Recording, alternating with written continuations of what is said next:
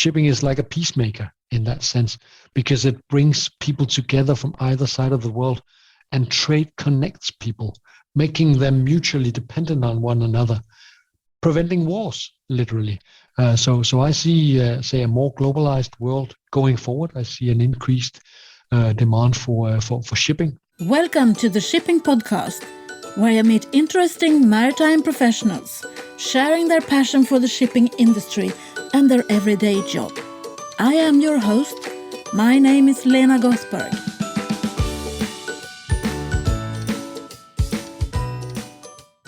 Hello, Shipping Podcast listeners, and welcome to episode 183 of the Shipping Podcast.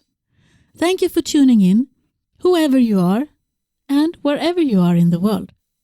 This is where we talk about the coolest industry on the planet and help raise the profile of the maritime industry. I have previously had a few of them as guests on the Shipping Podcast. There is a small group of outstanding analysts in the maritime industry. They are experts on all the many things that sum up the jigsaw of information needed when creating a business plan in this industry. I had intended to ask Peter Sand, who is the chief analyst at Xeneta, about all these ingredients that you need in a business plan for the shipping industry. But as we were thrown into a new crisis after Russia invaded Ukraine, the shipping industry and also the world, not to mention the people of Ukraine, has other things to worry about. So the focus of our conversation changed, and we spoke about how crisis impacts the shipping industry. Please note that we had our conversation on March 1st, and many things have happened since then. I hope you will enjoy our conversation. This is Peter Sand for you. Welcome to the Shipping Podcast. Could you please introduce yourself? I am Peter Sand, the chief analyst at the world's best benchmarking platform for ocean freight and air freight rates, Xeneta, based in Denmark, but have the whole world as my playground since this is a global industry. And what is your background? What is your education? I'm a Master of Economics from the University of Copenhagen. That goes back some years. So that was basically, you can say, the license to do what I do today. Being spoiled for choice, combining my interest in geography and economics and basically how the world operates and works in the financial parts of it and the political parts of it. And there is no better way or place to do that than in the global shipping industry, because that's where all ends meet. Yeah! I totally agree with you, Peter. So how did you come in contact with shipping, with the maritime industry? How did you get the bug? Well, half coincidence, half a determination for working in an international environment. I have a history of working with numbers and basically very much like to find connect the dots and prove the point by showing also some graphical illustrations of what I would like to explain. Today, working with Xeneta, obviously we do have quite a lot of freight rate graphs that we can show to the world in terms of how the world of business reacts to the world of say politics or trade. So right now, I think I'm sharing regularly also falling freight rates for Novorossiysk container shipping. Port number one for Russian imports in Black Sea. That goes against the grain very much, but it's of course a symptom of the times as we speak now on 1st of March. The invasion is still fully on, and global carriers are just about to completely exclude also Russia from international networks. So how did I get into this crazy world, you said? Well, I just wanted to be able to use my, ability in some way to get a lot of information from many different sources to weed out what matters and what does not matter. And then to some extent, bring that knowledge into a risk management perspective. Because I think if you are to nail down what is shipping market analysis supposed to do, it's supposed to limit the risk you are exposed to as a carrier or as a shipper on a global scale, because you know more than absolutely nothing. So you're capable of making an educated decision on the back of the information that you have readily available. And that I started some 1.5 decades ago in dry bulk and oil product tanker business, learning the ropes at DS Norton. That was super exciting. That was really when the super cycle was all around us in the dry bulk part of businesses back in the noughties. Then the world financial crisis, as we call it today, with so many crises around it, I think it's nice that we label them. So the global financial crisis gave me the opportunity to seek new challenges alongside, say, a fifth of my colleagues back then. That brought me to BIMCO, where basically, I guess, established the analytical position for the world's largest shipping association. And following on from that, joining Xeneta in November 2021, I think I'm just specializing now into one shipping sector only, and then adding a bit of air freight onto that. And I think I'm still super fortunate to wake up every day not on a clean slate, but trying constantly to maneuver these risks coming in from left, right, and center, and making sense of it with a clear idea of where is the world in general going, where are shipping in general going, and then with all these obstacles and roadblocks to globalization, how's that impacting owners, operators, shippers, everyone in the market on a short-term basis, medium-term basis, and I guess on a long-term basis. So yeah, you're spoiled for choice working in global shipping for sure. That sounds super exciting. You forgot to mention one crisis, which is the pandemic. Well, it seems as if it's already long gone now, with focus fully being on the Ukrainian crisis. But without doubt, I think the pandemic is naturally something that changed a lot in global shipping also. I mean, for oil trading, it has never been the same. For bulk shipping, that was a sudden welcome. But for container shipping, the actions made by global politicians to stimulate their economy in various ways have completely biased the container shipping market. And again, that's why it's just super exciting to work in a dynamic international business. Because carriers, of course, went for where demand was generated. That was North America, so deploying ships in the Trans-Pacific trade lane. And we still see super high freight rates, and we still see plenty of obstacles to trade due to COVID-related measures, primarily in China, when we talk about the ports and terminals and the zero COVID policy. So that's just another crisis that I expect to stick around for at least its ugly head around for another year or so, and only then we can see perhaps a more, say, consistent unwinding of the strained global supply chains that we are facing right now. So yeah, that's just the most recent crisis, I guess, coming out of many crises on a regular basis, and I guess that's why you.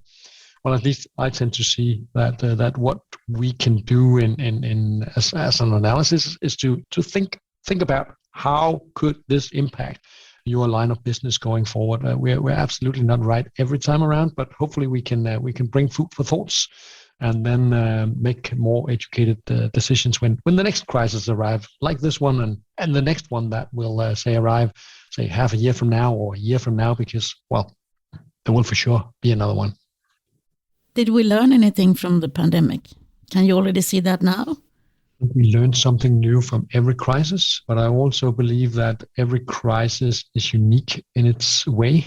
So there are no two identical crises that gives you a certain set of tools to take away.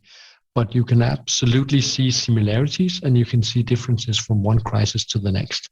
What we have learned from the COVID crisis for sure is that shipping is super dynamic, but it's certainly also so much more than the ocean leg of the end-to-end supply chains. If we got it quite short and try to nail how come we see super high container shipping freight rates right now, we can say US economic stimulus directly to the consumers, and then the hinterland connectivities in not only a little bit in the Far East, but certainly also in North America, that have completely biased, otherwise, say, fairly mature, structured, lean global network of supply chains. Once you completely bias or distort an otherwise balanced system to bringing it completely out of balance, which it is right now, then something like this happens. I mean, shippers are crying foul many places in the world due to carriers not deploying the ships they used to on those trades. And in other places, you see retailers screaming for more products every day because their demand is super high. So what did we learn from this crisis? I think anything can happen, and every company, every owner, every shipper is optimizing his or her own business. They all know what is, say, right for society, and like in shipping, they all know what's right for the industry as such, but they would like everyone else to do it. So have that clear in the back of your mind, and I guess that goes back to the training some decades also ago at the University of Copenhagen in economics, that there are no free lunches and there are no, say, well-functioning monopolies that will never break down. I mean, you are always in a prisoner's dilemma in a global shipping industry. And even in container shipping, where my focus mainly lies right now, there's constantly a debate, of course, on the global structure of it, with the alliances being in place, whether that is abuse of power. I say that, well, think twice, look twice.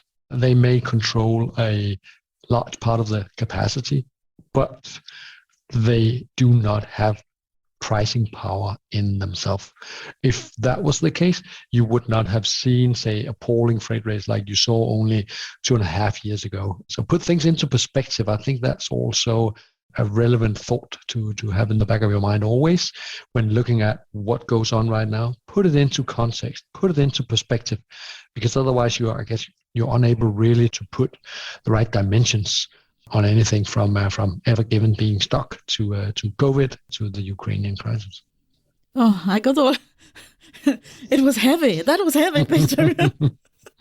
It is heavy stuff, and I think that's the fun part of it. But you really need to unplug and take time out also to just consider, because this is super heavy stuff. If you only briefly consider, okay, this is likely to go in one direction only, I guess you fail really the objective of your position.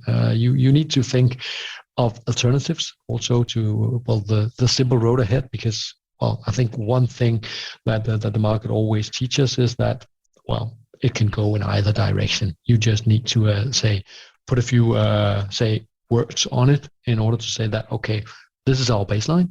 But in a scenario going forward, it could also be, going in a slightly different direction, up or down, or it could be in a completely, opposite direction. Prepare for that. Do not expect it, but be sure that you have made contingency plans in order for you to just be a little bit ahead of the pack. Isn't there a built-in problem that we, in our business, maybe have a longer horizon than the politicians?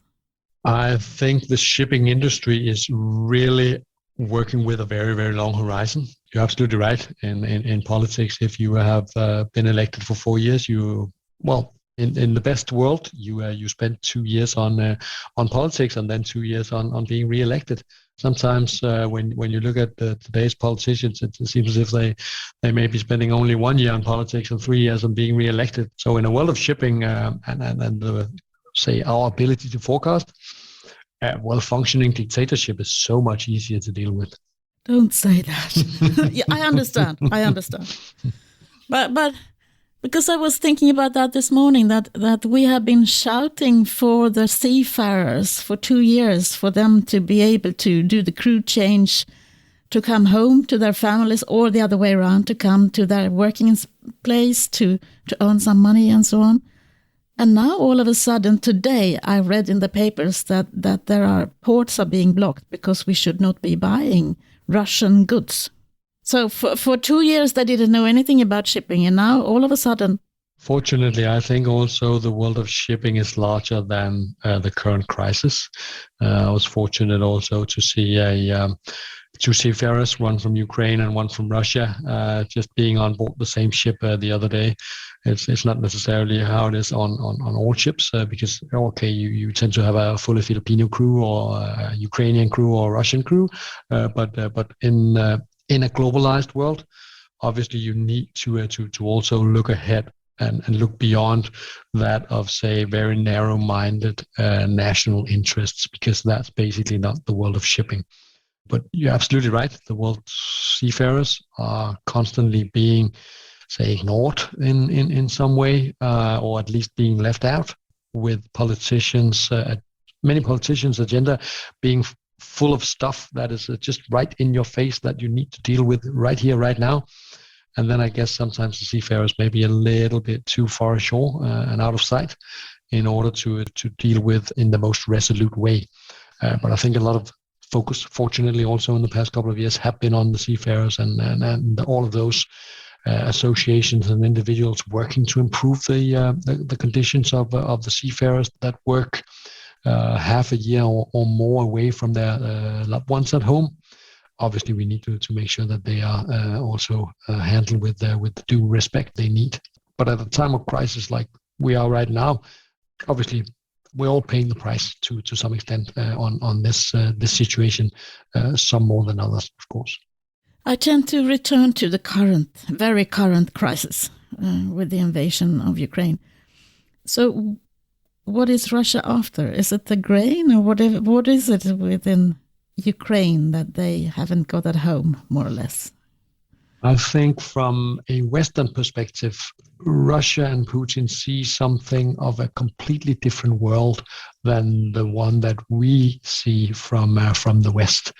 Because you cannot, with a Western mind, say that what he is doing here is the obvious thing to do. But if you try for a moment just to dwell and look at it from the other side, saying that, okay, it seems as if Russia and Putin is absolutely considering Ukraine as crucial in their self-defense.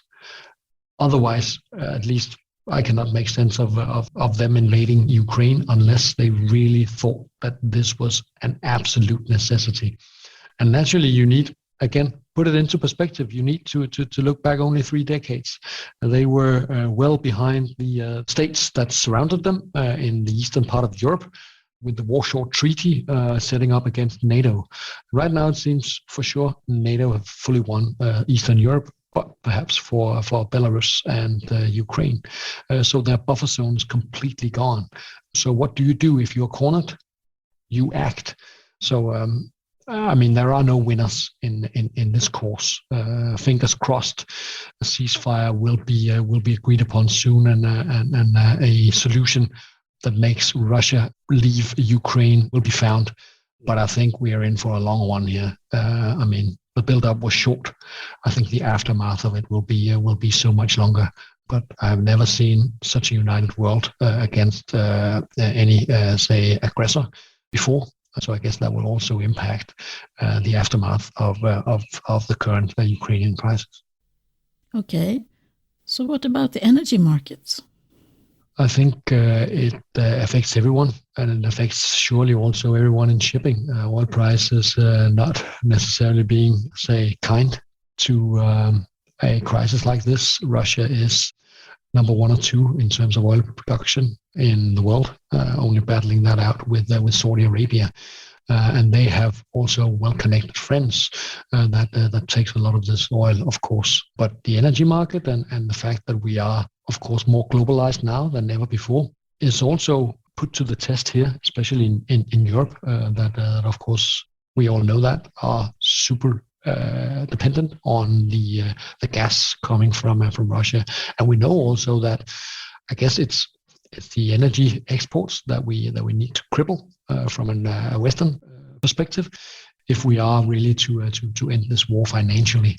Because Russia's exports mainly rests on fossil fuels going to the east and to the west. So that, of course, is something where you and I guess, are also paying the price for this war with energy markets being massively disrupted, without doubt. But we're also in a transition towards the fossil-free society? Well, to some extent only, I guess. Last time I checked, oil demand was not necessarily peaking on a global scale.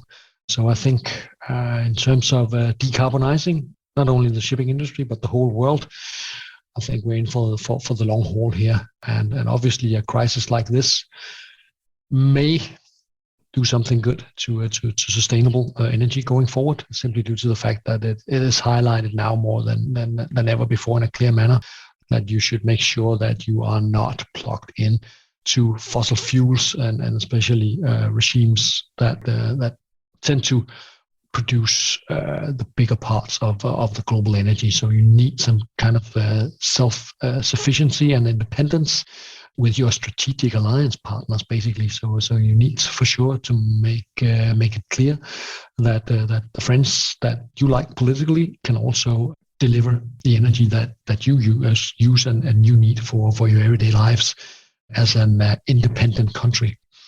So decarbonization, I totally hear you, Lena. It's an ongoing process, but it's also a fairly slow process and something that we could question really the pace of it.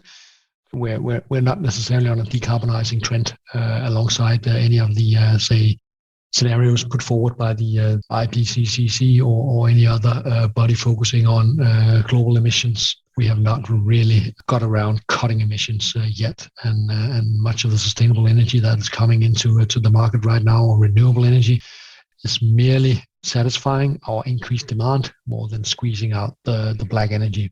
So fingers crossed that if we believe in a greener climate going forward, a crisis like this could be a positive instigator for pushing more onto renewables and alternatives to fossil fuels. But we are also shipping a lot of energy on ships. Lena, you're absolutely right. I mean, the shipping industry is very much about the shipment of fossil fuels and basically, you can say a rebalancing of the industry, of energy needed in one part of the world and one part of the world that's basically awash with it. So in between the producers and the consumers of black energy, you need a certain transition to happen. But I think also you can make that happen in various ways. Obviously, for the automotive industry, that's the tallest task, I think, to decarbonize that. And if you are looking into the future also in terms of carbon capture and storage, what can you do in order to do that? There will still be a need for the carbon fuels, not so much in future for transportation and various other purposes, but surely for many of the products that you have around you and that I look at in my tiny office here. So it's not like there is no future for oil absolutely going forward, but the shipments of it is likely to go down considerably for many aspects of the business. And obviously, if you are a tanker owner or a liquefied natural gas owner, or an LPG or any other energy shipment, coal for that matter, as is also a key product for dry bulk shipments. You need to prepare well. Again, it's all about risks, right? And the decarbonization it is a risk.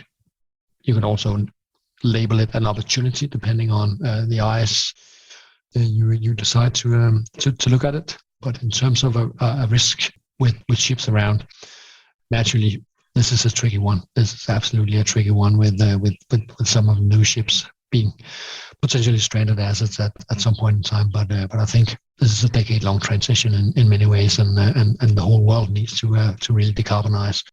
Also, I think most interestingly, I tend to follow the decarbonization of the shipping industry itself, with the various new fuels coming in also, and very much noting that fueling your ship with LNG is still a black carbon fuel. It's still a carbon emitting fuel, and including the methane slip, it's most likely to be equally bad to the environment and the climate in particular. Sorry, not the environment, but the climate only in terms of carbon emissions, as say standard fossil fuels in the form of bunkers. So there needs to be a different, say, pathway going forward.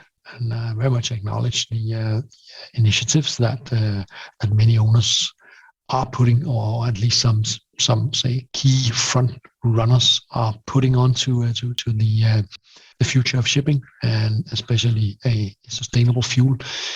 But it's super tricky for global shipping to fully decarbonize, and I think also in some aspect we could actually also foresee a future where it's not necessarily a zero use of oil that we are seeking. We just need to cut the upper half of global oil and gas consumption in order to basically at least stop some of the climate changes that we see, and preferably not push the amount of carbon into the air, push that further up, and basically limit it at some sort of lesser damaging levels.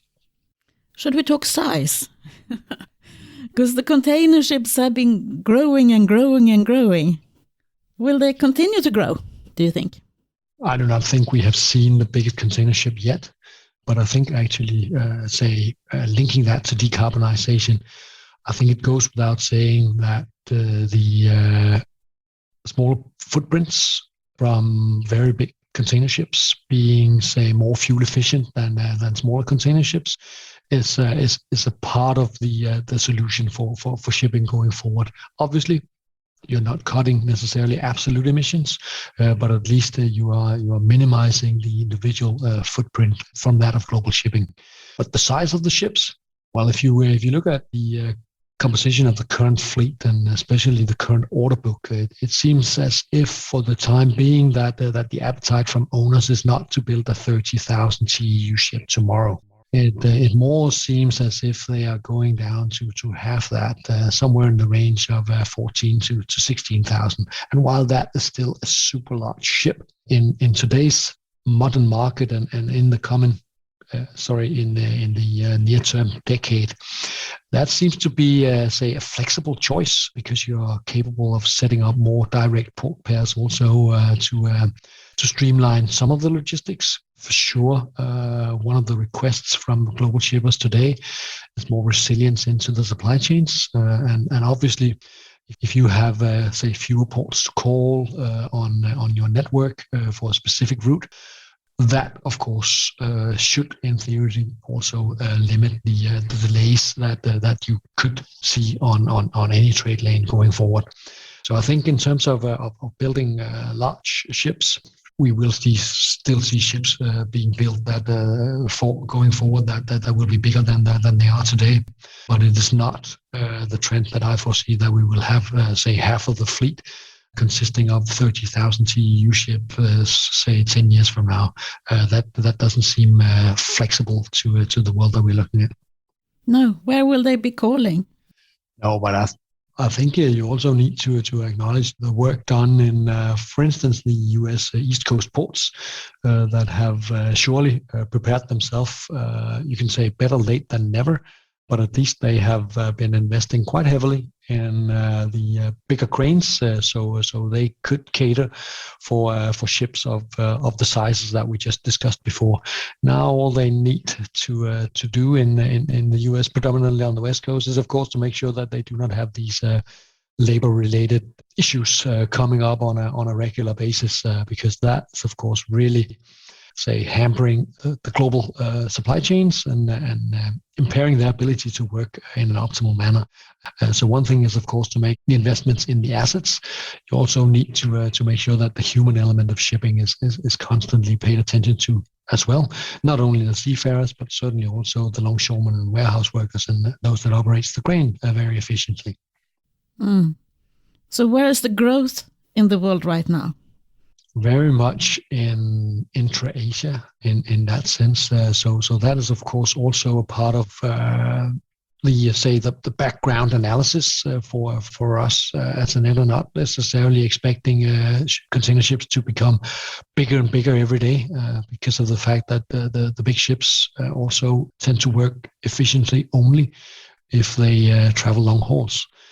So those big ships heading from Far East into Europe and to North America, they are suited just for that trade. So if you need, big ships also suited for shorter trades, for instance, in intra-Asia, That is where you also need, say, to scale up not only feeders but basically also because consumption is going up in Asia.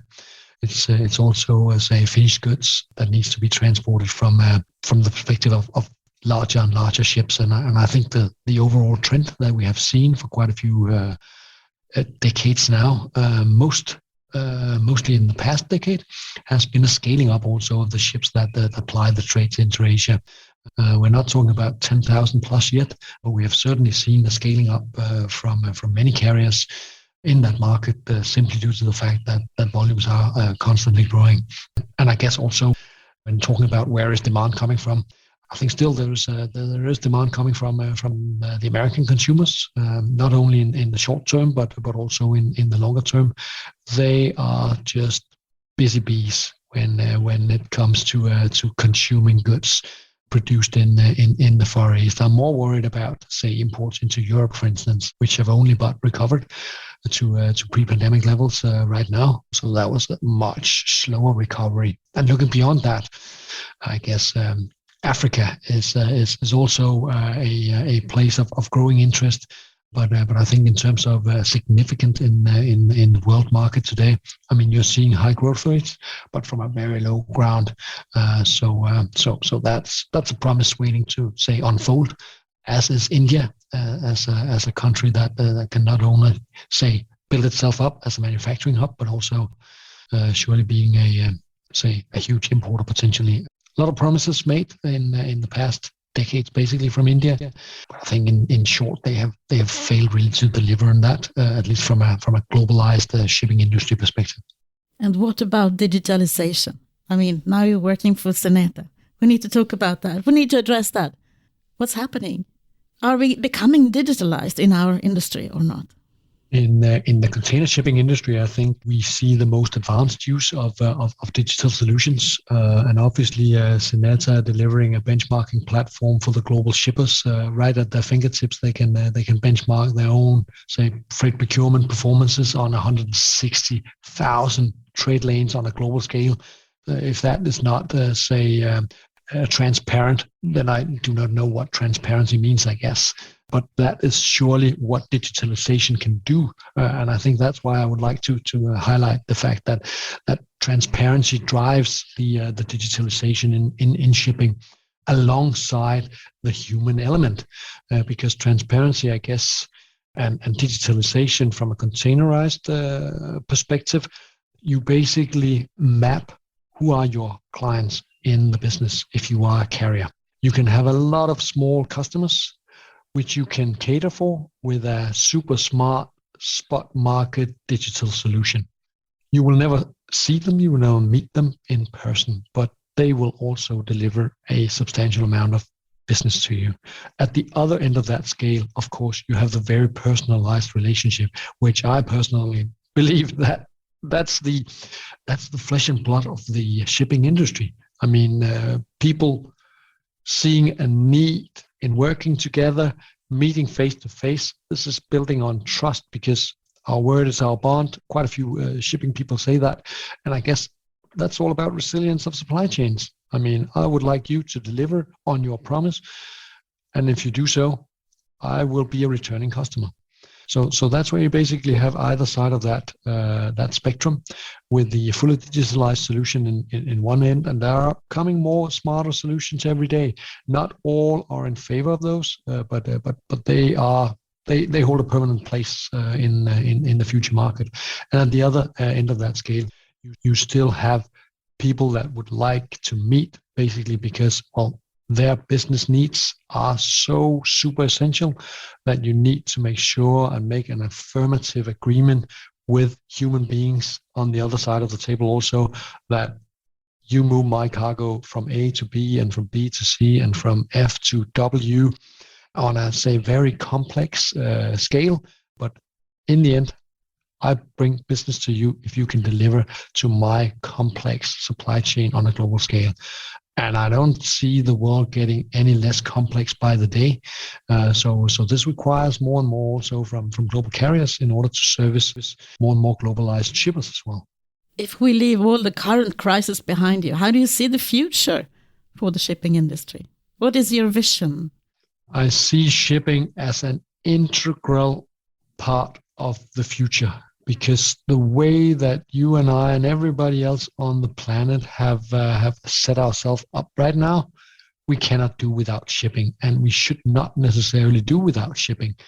Putting also into a decarbonisation perspective, shipping may emit some 3% of global emissions, but then again, if those are the only 3% of global emissions, I guess that's doable. But we cannot say prosper in the way that we do. We need to, shipping is like a peacemaker in that sense, because it brings people together from either side of the world, and trade connects people, making them mutually dependent on one another, preventing wars, literally. So I see, say, a more globalized world going forward. I see an increased demand for shipping. Not double-digit growth every single day, but steady growth, simply due to the fact that also we are developing as human beings. Some of the things that we consumed yesterday are much smaller today. So in that regard, when we sell the space inside a 40-foot container, well, sometimes you can fill that up with 1 million pencils or 10,000 shoeboxes. But if you ship, say, different goods that are smaller in sizes, then there's a smaller demand also for the shipping. But I think we're certainly in for continued, say, overhaul of the smartness in the way that we can do shipping, because it's increasingly complex, and it increasingly relies also on digitalisation, making it, of course, prone to cyber attacks that we have seen several times over the past couple of years, and also from the big Canadian forwarder expeditors only last month. Battling a cyber attack is crippling your business also. So obviously you cannot really digitalize a business unless you are sure and certain that you are also, to the extent possible, securing yourself from cyber attacks. So there are plenty of obstacles ahead for that bright future of global shipping. But I think for sure we can never go back, and I don't see, say, retreating demand for containerized goods going forward. Of course, as we mentioned before, fossil fuel is likely to come down in terms of volumes being moved at some point in time. But then again, you can still ship it if you then just make perhaps carbon capture and storage when you burn it at the other end. So plenty of solutions to for the human race to figure out before at least I retire. So who do you think I should interview in the next episode? Do you have anyone you would like to listen to in the shipping podcast? I think that BP have an interesting chief economist, since he's also bringing something, say, an outside perspective, but a very educated one, I believe, and he's very capable of talking about the whole energy agenda. I think he could be interesting to bring on to the podcast. Okay, I will see what I can do. Thank you, Peter, for taking the time to speak to me out of your busy schedule. I know you have a lot of crises to take care of, so I will leave you with that. It was really interesting to hear your perspective of things happening right now. Thank you. Thank you, Peter, for sharing your knowledge and your insightful thoughts. My key takeaway from this conversation is to always put things in perspective. It's too easy to draw conclusions too fast. I wanted to know if you, the listener, have signed up for the newsletter released every other Friday when there is no new episode of the Shipping Podcast. I decided to release new episodes every other Friday, since I didn't want to flood you with new episodes. There's so many other things you need to do but listening to the Shipping Podcast. But when you listen to a podcast, you should be listening to the Shipping Podcast. So every other Friday, there is no new episode, but there is a newsletter. If you want more of this and more of my thoughts, please sign up. You can either visit the website shippingpodcast.com and there is a button, or use the button on the Facebook page for the Shipping Podcast. Right now, I'm lacking photos of listeners listening to this podcast. So Who are you? And what do you do when you're listening to this? Please send me a photo of yourself listening to the Shipping Podcast. Send it to my email to hello@shippingpodcast.com and I will include it in the newsletter. I love watching photos of you listening to the Shipping Podcast. That makes me going. Until the next time, from me to you, over and out. Thank you for listening to the Shipping Podcast. Don't forget to tell everyone that you meet that there is a Shipping Podcast available and that they should download it and listen to the maritime professionals who are sharing their passion for the shipping industry.